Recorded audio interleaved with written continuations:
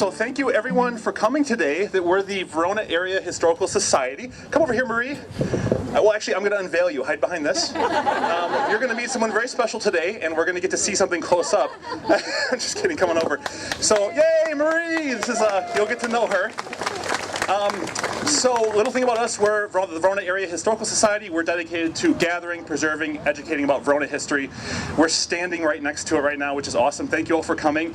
Quick question. Who has noticed the cute little wreaths on the door of this house? Okay, Marie, I want you to spin around. For a while, she didn't know if anyone was noticing. Okay, every hand is up right now in this crowd. But what we did was we went back and tried to research everything we can, and we found some stuff out.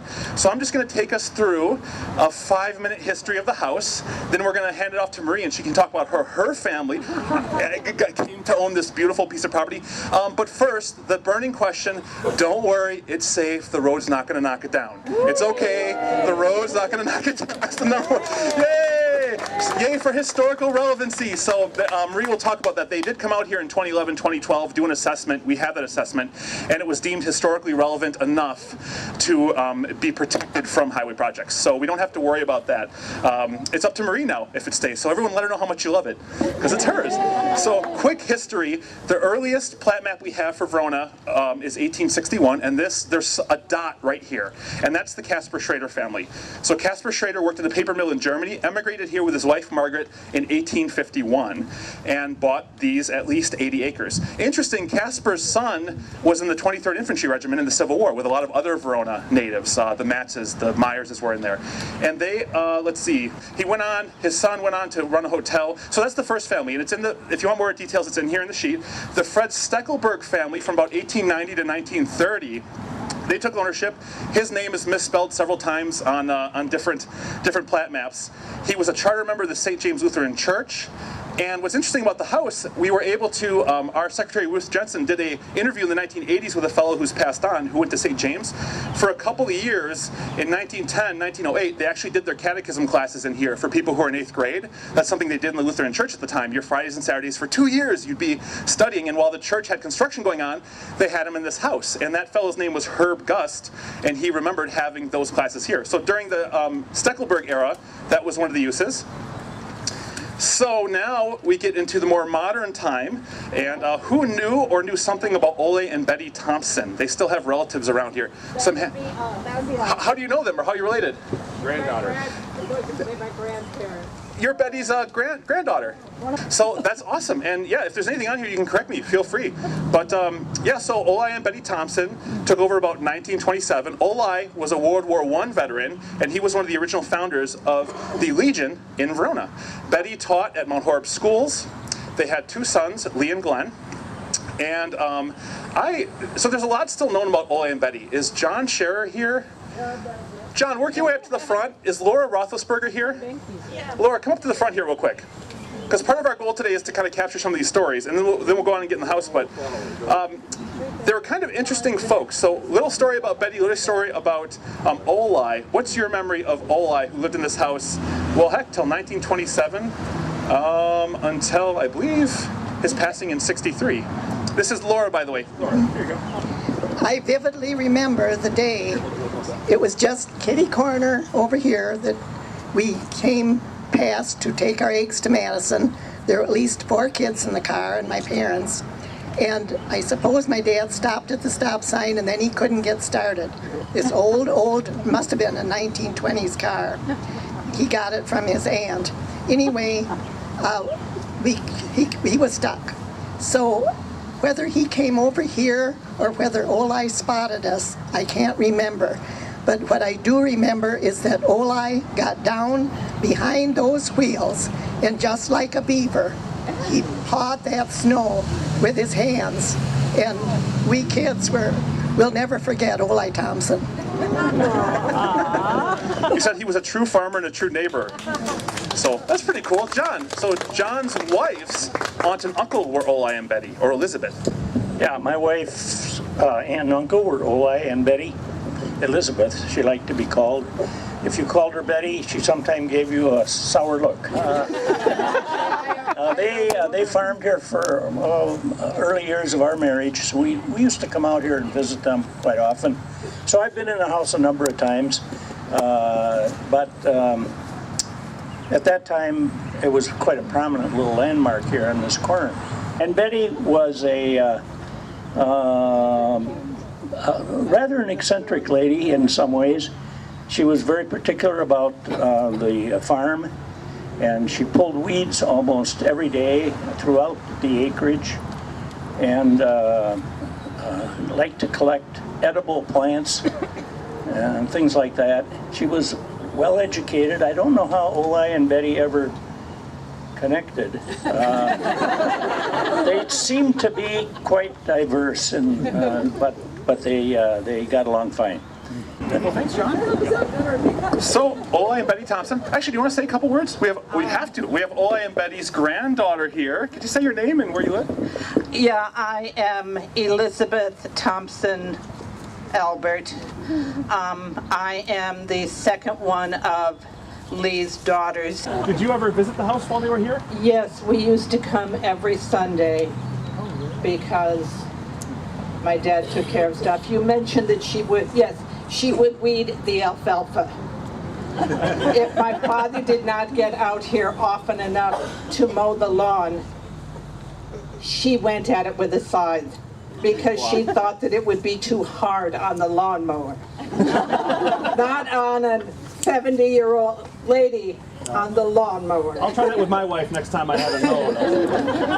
And also during the summer, 2 or 3 of us would come and stay with Grandma Thompson for a couple of weeks.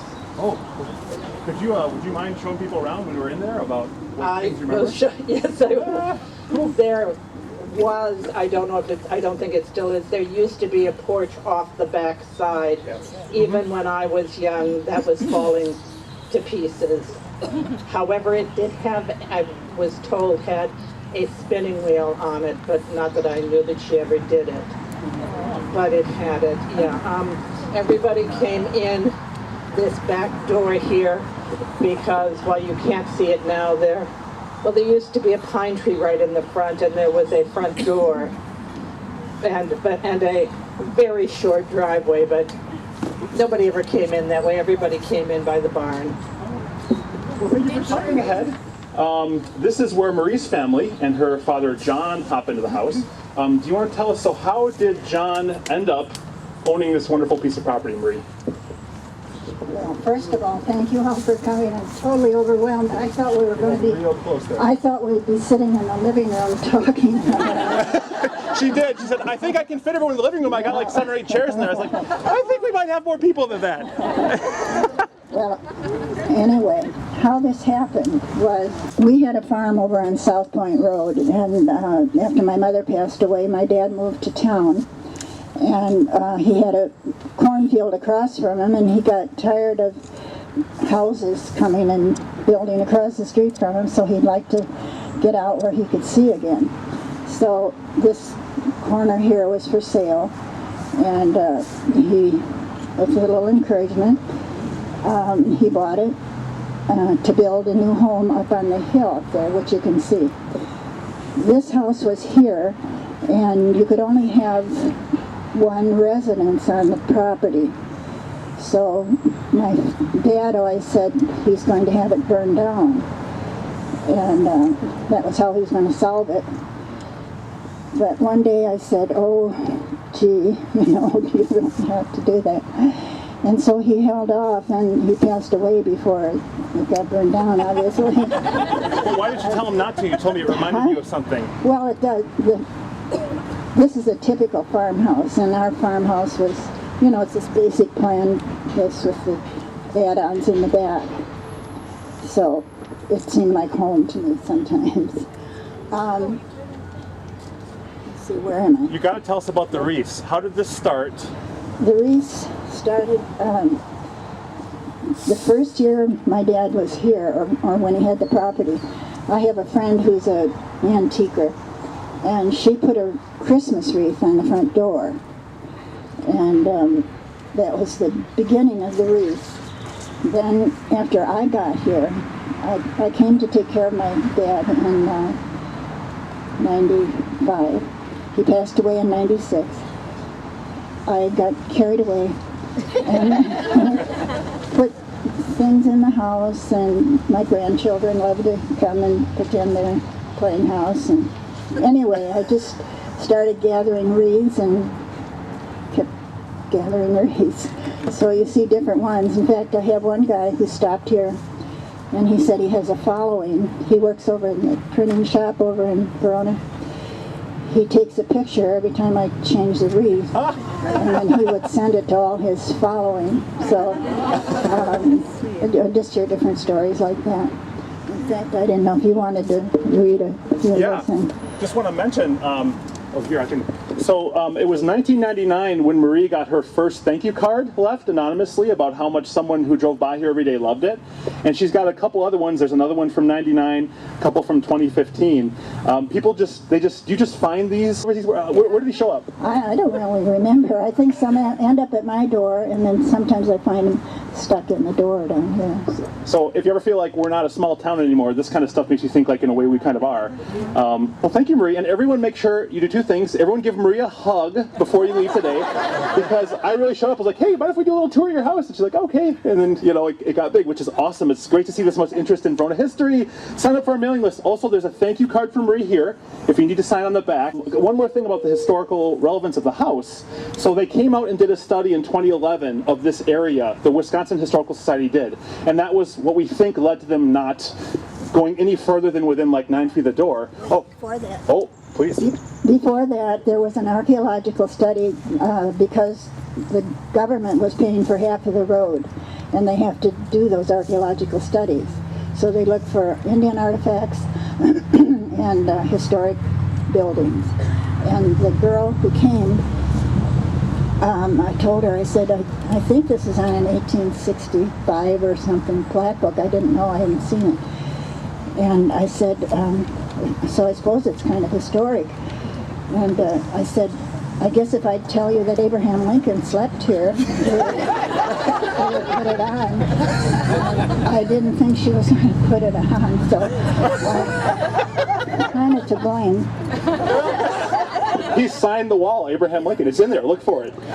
So the 2011 little write-up, we read it, and it identifies, I think, 9 things of historical relevance. The windmill, the outhouse, which, by the way, still functions. If anyone has to, we got a windmill there, the milk house, and the house itself. And a couple interesting things in this study.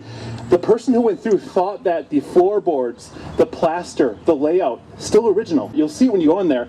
Another little thing is, if you find an old farmhouse like this, normally it's been modernized with plumbing and such. No plumbing in here.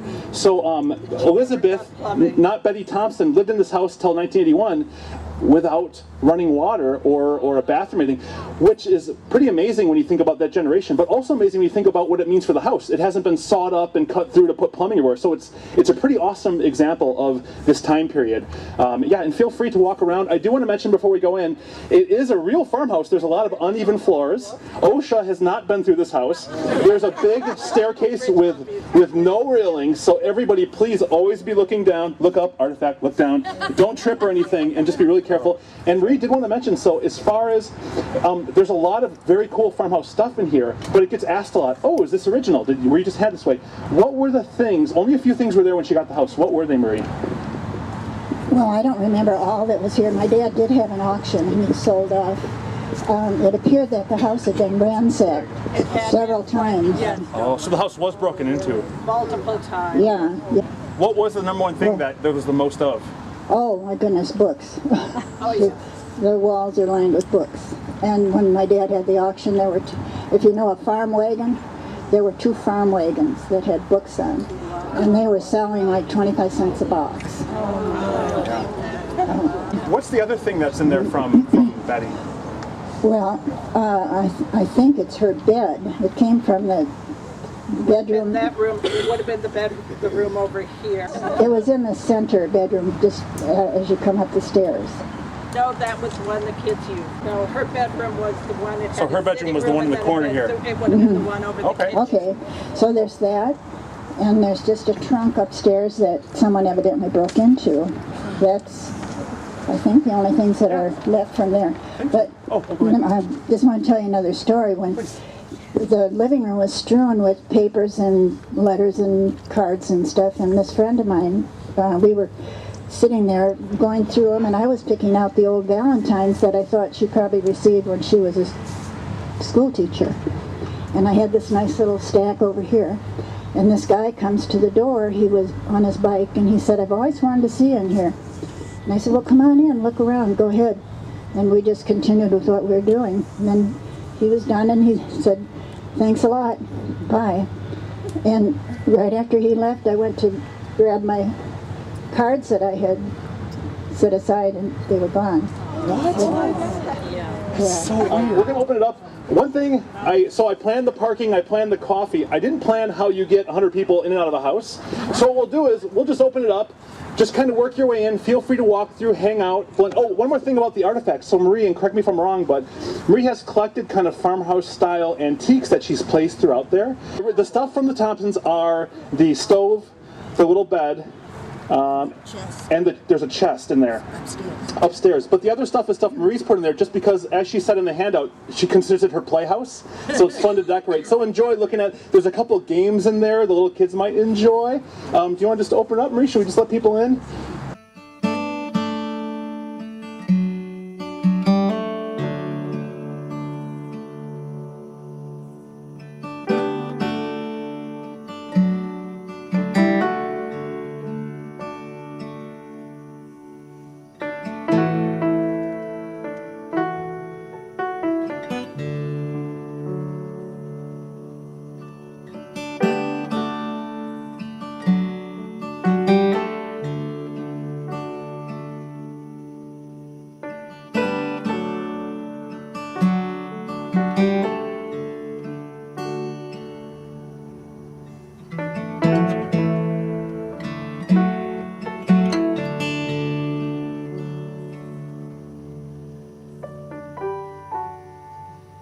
In the springtime, in winter's calling,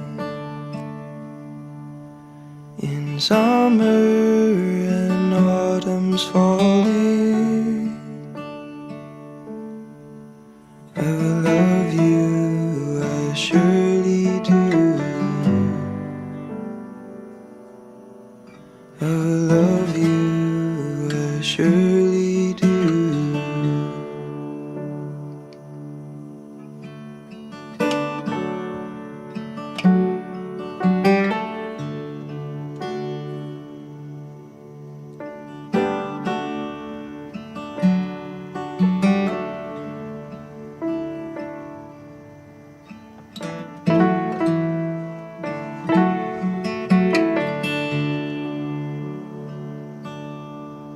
In the evening when the night is setting, I said, "How many?" He said, "Oh, 2 to 60. the shadows Because I visualized us all sitting in the living room talking. And he visualized people playing caroms. I thought we'd sit down and play caroms. And It's got to be crazy to see how many people are interested in this. Just Your reads and you do.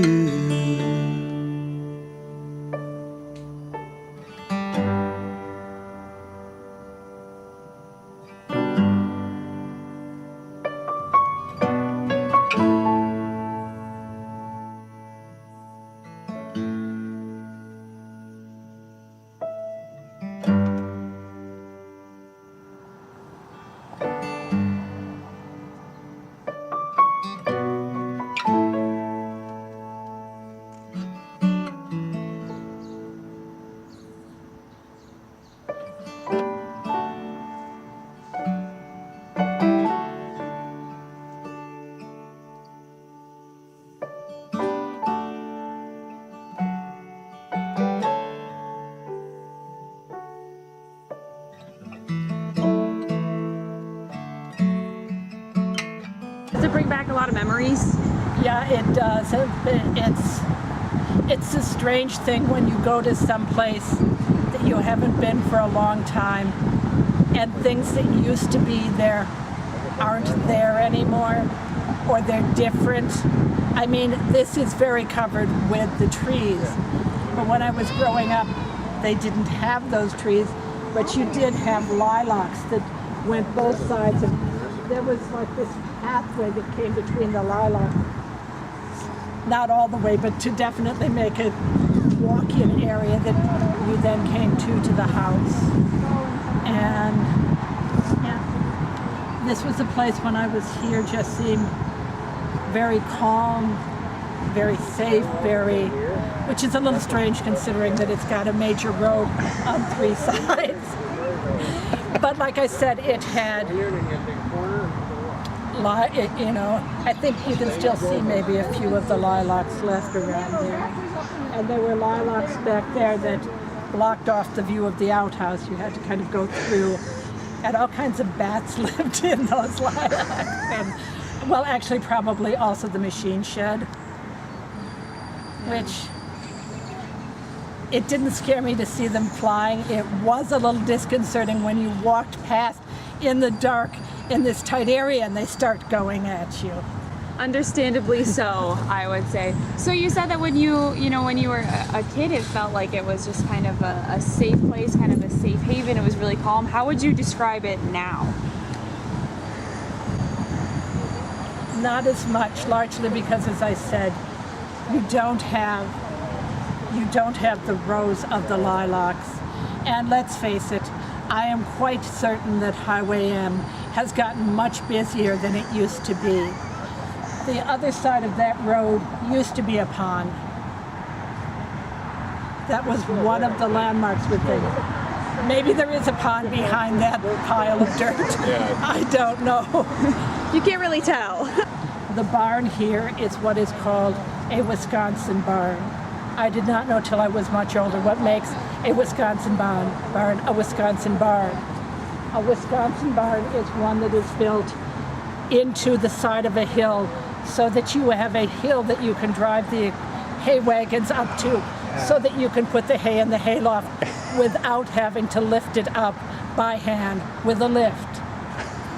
Anything else you wanted to? I was just curious, does this still feel like your grandma's house when you're here right now? Like, do you still kind of feel... It does, and it doesn't, just because the furniture things that changes. used to be there aren't there. Yeah. And the rooms are much, much smaller. What are your thoughts about saving stuff like this? Do you think it's important that we save things like this? Yeah, I do. Why is that, in your opinion? Because very quickly, people who remember something disappear and things change. Things disappear and people who remember disappear. Yeah. Grandma had a big chest freezer over here, and it obviously, seemed big to me at the time, but a kitchen table, and right here connected in, probably out to about here, she had a wood stove. And that was one of the places, if she had it going, that we would toast marshmallows on. The other one is that she had a number of kerosene lamps. And if you, with the hurricane lamps, yeah. Right. And if you light that and hold a marshmallow over the top, it will toast real, real quick. And obviously that's the pantry. If anyone wonders why when you watch those home improvement shows and they ask, why would anyone put a bathroom off the kitchen? This is why. Oh. Because if you put plumbing in, you need it in the kitchen. And this is a small, self-contained room already built that is right next to the kitchen. By the way, Marie found this last week digging around. It could have been your grandma's. She found it intact. I thought that was cool. She's still finding artifacts. And right over here, Grandma had a dry sink with a pan in it so that we could wash. And then kind of right in there, she made a make-do porta potty for us to use like in the winter or late at night when you didn't want to go out to the outhouse. In the mudroom? Well, just in the door because, okay. you know. Was that, when you say dry sink, is that a sink with like a bucket next to it, or? It's a cabinet that has a sink or a pan in it, but it doesn't have any plumbing to it. You have a ewer base of water yeah. that you pour in to be able to wash your hands. and then you have to take that pan out. And then this was obviously the living room. TV was right there. That front door was never used. No one came in. And in fact, that was where Great-Grandma Thompson's chair sat. I never saw Great-Grandma Thompson. She died before I would have any memory of it. My older sister, Chris, who is 2 years older than me, says she has a vague memory of her. It wasn't that you couldn't sit in it. It was just identified as Great-Grandma's chair, Great-Grandma Thompson's chair. So Ole and Betty, they didn't have plumbing, but they did have television. So that was a modern thing that they were okay with. They got electricity. You can't, I mean, it's a little difficult to rewire walls, so that probably a lot of things were lamps. But there was electricity. She just never got plumbing put in. Did you watch a lot of TV with your grandparents? On Sundays mostly. What'd you guys watch? Ed Sullivan's show, the whole Sunday lineup that they had, I don't remember. Both? I have to present you with something, Marie. What? Have you seen this? Oh, I need to sign that. I talked to everybody, but I didn't sign Is that it. the picture that Gail took? Well, I took that one a couple days ago, but look at you all the did? signatures. Oh my This is God. everybody. Well, a lot of people came. Flip it over. I'm going to have to frame it. Look at the back. I mean, I'm just overwhelmed. You told me this was going to be like this. I'm overwhelmed too. I really thought like, oh, if we get 60, 70, 180 was the count. When you said 60, that just all over. When you said put him in the living room, that was really funny.